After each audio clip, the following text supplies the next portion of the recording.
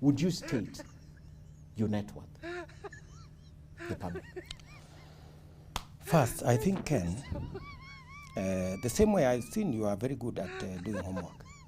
You know, you've done a really good job with homework. But I don't know why you failed on the one of looking for William Ruto's net worth. I have. That you have come to. I have. So, yeah, let me tell you the following. Number one, I am the only politician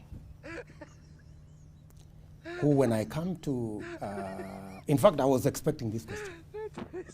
Yeah, I'm the only politician who gets asked this question. No other politician is asked this question. You know, this guy is kind of comic. You're very good in doing homework, so go and do research. You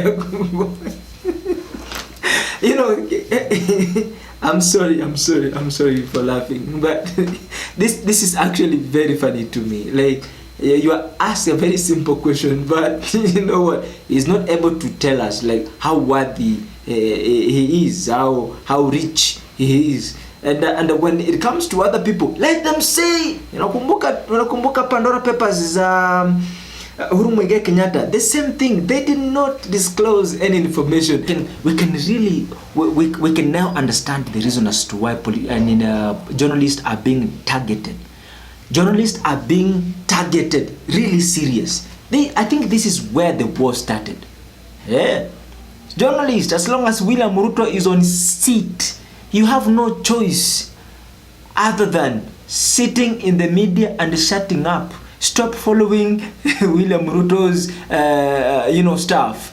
He doesn't want it. There's something that he knows. I don't know why politicians are so angered, are so short-tempered, and becomes angry when they are asked personal questions. When it is, it's good. I'm a grown-up. I understand myself.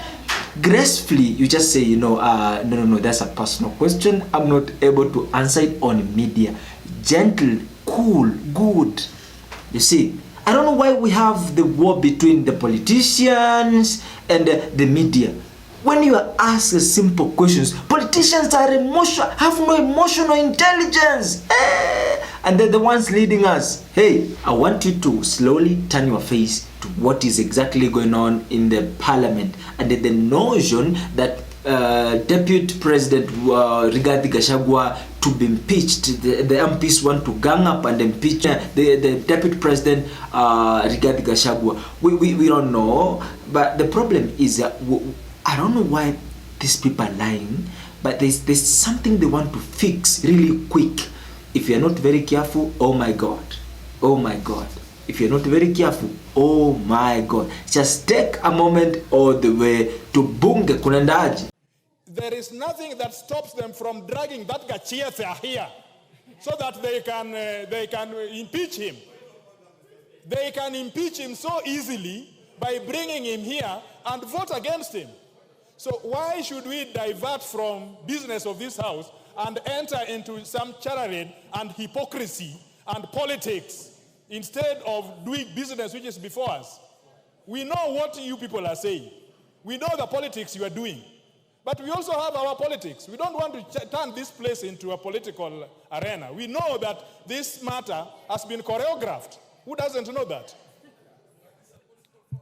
Order, Honorable Kajwang. Order. Yes, that is Atandi. Honorable Speaker, I didn't want to enter into this conversation, but Honorable Speaker, let the truth be said. The governor of Nyeri did not say anything out of this world. What is your net worth? My net worth is, let me just be sure. Where is that document?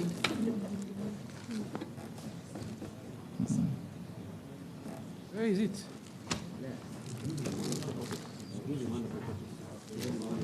Is on pay. Your assistant should be assisting you on this. No, just use this one. I found it. Okay.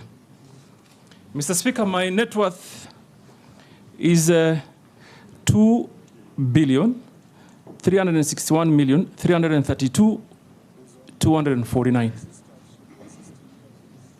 Made out.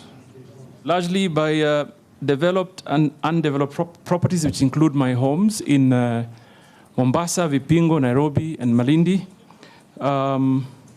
Shareholding in some property holdings. Shareholding in family businesses. Valuables. Honorable Kimani Ichung'wah referred to them as jewelry, but it's just basically watches. And cash at bank. Okay.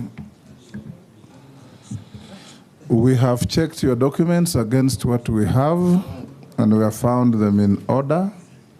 And also you did respond to more than we received 74 memoranda on you. You responded to all of them except the 2 that you have now responded to. Now you can have 1 minute. Speaker, yes. Before he concludes on the net worth, it would be good, and this is in his interest, because he has severally referred to family businesses. This net worth is Ali Hassan Joho, not the family. This is just my shares. Families definitely... Much more. I wish it was my own wealth. For a moment, Mr. Speaker, I wish it was my wealth, but that is now my share. It's good that the leader of minority has raised that issue again. And I did ask the Inspector General of Police earlier this morning, why the blockade?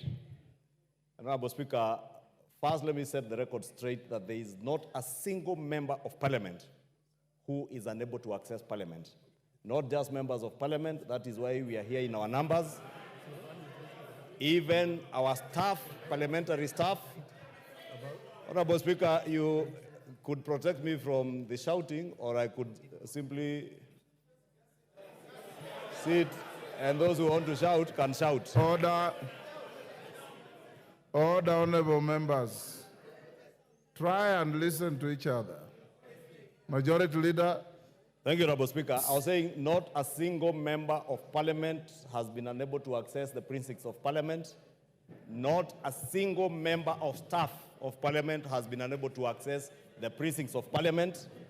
And the Inspector General of Police confirmed to me this morning that there were organized groups who had planned to take siege, or what Honorable Junet calls siege, take siege of parliament, and criminal elements who also intended to use the ongoing peaceful demonstrations under the pretext of the peaceful demonstrations to access parliament and cause harm to members of parliament. Honorable Speaker, I said it is good the leader of minority has raised this issue, because at the end of the day, if any one of you or any of our staff members gets harmed in any way, we will point fingers at the same police officers whom we have bestowed the responsibility of ensuring our safety, Honorable Speaker. It is indeed true, Honorable Speaker. Order. He is responding to a point of order. Order.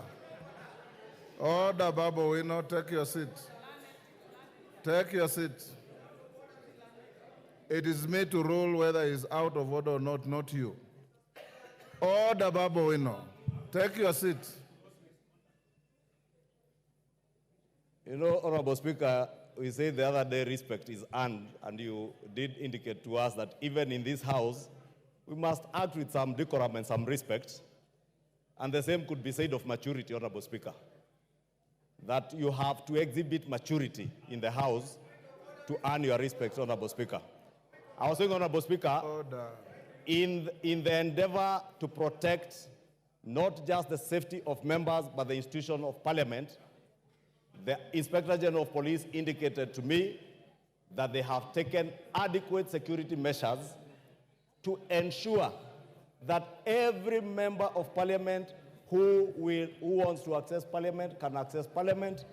Members can vote willingly not under coercion, not under duress, to vote willingly either for or against the finance bill that we are coming to vote. And Honorable Speaker, just in relation to what Honorable Tiende Amolo has said, it is true, we know the kind of intimidation that has been out there. But none of these members in this House is here as a coward. They are here to exercise their mandate as bestowed on them by the Constitution of our Republic, Honorable Speaker, and they will vote willingly. They will not be coerced by anybody. The police are not here to tell you how to vote. Let them do their work and let us do our work from inside Parliament. Those who want to shout and excite crowds outside there like Babu Owino, they could do so. Or they could go parade themselves with the people parading themselves outside there. Order. But not in this chamber. He must behave in a mature way, not the indecent, immature, imbecile manner he behaves. Order. Order. It's no nepotism. That now, because it is Mutua in this Ministry of Labor, it is only people from your region who will have to go to take these jobs in the US or in Germany. I think that is my concern. Once we address that as a country, then I can assure you we will not have young people in the streets. Thank you. Caleb. Thank you, Mr. Speaker. Mr. Speaker, I have 3 questions, but I'll ask one. If I get an opportunity later, I'll ask the other 2. I'll allow you to. Okay. Now, Mr. Speaker, I think I have vetted the nominee before, and of course, as a member of the Committee of Defense and Foreign Relations, we have interacted a lot. And I'm not going to vet you based on what you're going to do. I'm now going to look at your history. You've said that you've worked in government for 20 years. And I want to give you some of the excerpts from what you've said in public while serving in those offices. When you were the spokesperson of Kibaki regime, there press conference and pronouncement you made on Oscar Foundation, 2 hours later the officials were killed, assassinated. It gave the regime a bad name. Whether it was true or not, the pronouncement gave the regime a bad name. In the same regime, you also pronounced yourself to the visiting senator, Senator Obama, as a very small man that we should not bother about. He later became the President of the United States of America. It also gave your regime a bad name. Later on, you also said that you want to rejuvenate the entertainment industry. And you started a Cobra Squad as one of the things that you knew this one is going to revitalize the arts and the music industry. It performed poorly and later disappeared from the screen. In the same regime, you also, during the Kazi kwa Vijana initiative, you said that all the old trees in town must be cut and instead replaced with flowers to beautify Nairobi. Something that did not go on well with the environmentalists and the champions of tree planting. When you become the governor of Machakos, you started a program called Chap Chap, Maendeleo Chap Chap, bought ambulances and all that. Most of those programs flopped, and nothing much came out of it. You actually turned it into a party called Maendeleo Chap Chap instead of the Maendeleo itself. Later on, during the stint as a governor, you once visited the State House with the Right Honorable Raila Odinga, and you confessed that be fair to him, it was not a stint. He served 2 terms. Yes, 2 terms. Yes.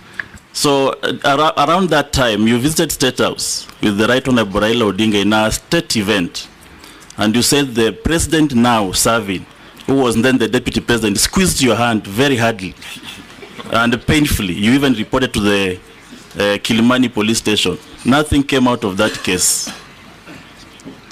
Recently, as a Minister for Foreign Affairs, on an X, what is now called X, it was called then Twitter, when Turkey had a devastating earthquake where thousands of lives were lost, you promised on the behalf of the Kenyan government that food and the medicine will be donated to that country. Right now, even the officials of Kenya in Turkey are embarrassed to face the government there because nothing was delivered. And it has embarrassed this country forever in terms of Turkey and the Kenya relationship. And lastly, where you just came from, as a minister for tourism, you said that all tourists arriving here must plant trees, and they'll even have a fee on it to buy the local seedlings. Something that we don't know whether it was passed by the cabinet, where it was a road declaration. This one puts a lot of skeleton in your closet. What do you say about it?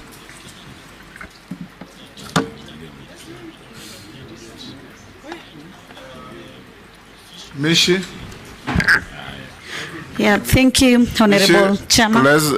You hold, I think that's quite a mouthful. Let's have those two. We have had, it's three, yes. Dawood, Mary, and Mrs. Churchit. Thank you, Mr. Speaker. So let me start with Honorable Dawood.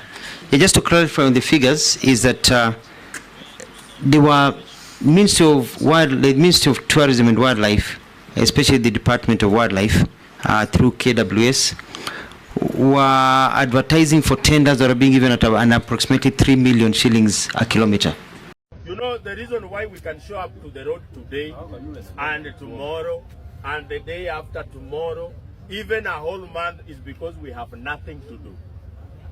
The government, we need to congratulate it for not providing jobs. So the only job we have is to look at people with the jobs and what are they doing with their jobs. The first person with the job is the president. And he has demonstrated time without number that he has failed with his job. Can you imagine kulikuwa na mtu alikuwa jobless? Akaenda kwa watu wengine wako jobless, akawaambia mimi ninajua kutafuta job. Munipe kazi ni watafutie kazi. So the jobless people wakamwamini, wakamwambia wewe tutakupea kazi. Ya kututafutia nini? Kazi. So the jobless person was given a job of looking for jobs for the jobless people. So after 2 years, the jobless people were tired of promises. Nimetafuta kazi ya 2000 Canada. Serikali ya Canada inasema hiyo ni story ya jaba. Kuna siku alikuja akasema ati kuna kazi 250,000 in Germany after every 2 months. Can you imagine 250,000 Kenyans going to Germany after every 2 months? Si Germany itajaa wake. Sasa kwani wa Germany hawataki kazi? So the jobless people realize the person they gave a job to look for jobs is not doing their job. So the jobless people decided to take the guy they gave a job home. Then sasa munataka kutuambia eti huyu jobless person aende wapi? Ati go where? Where he goes is none of our business. Where he goes to, whether he goes to Sugoi or one of his ranches in Kitengela. We don't care. I would be happy if we will not arrive. What we care about is that wewe ukikula pia mimi ninakula. You know, the easiest way ni kwamba to create a country where ukisimama na hata masks za tenable, tukuwe na environment yenye na kuenable uuze hizo masks, ulipe rent, ulipe school fees, mama ngare, na ukuwe na 200 ya mfuko ya kuuliza hiyo soda ni baridi ama ni moto. Hiyo pesa kidogo kidogo. You will not even bother who is the president, what has he done, where is he. But do you know why we realize everything that is going on around us? It's because you have nothing in your pocket. You are going to Kayole on food. Na mtu anakupita na G-Wagon ya 41 million. And thank you so much for watching. See you in the next video.